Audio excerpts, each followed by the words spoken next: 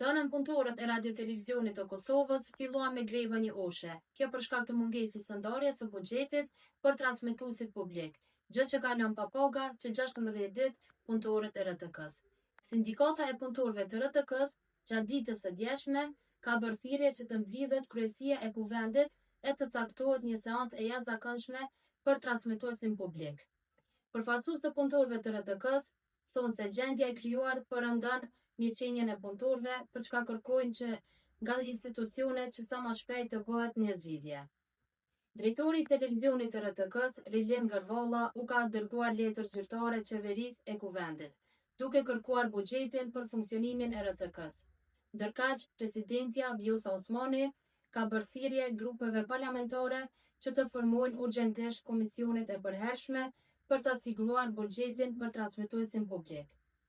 Paga e punëtorëve të RTK-s ka qenë pikë diskutimi midis përfaqësuesve partijake gjatë këtij muaji në kryesinë e kuvendit.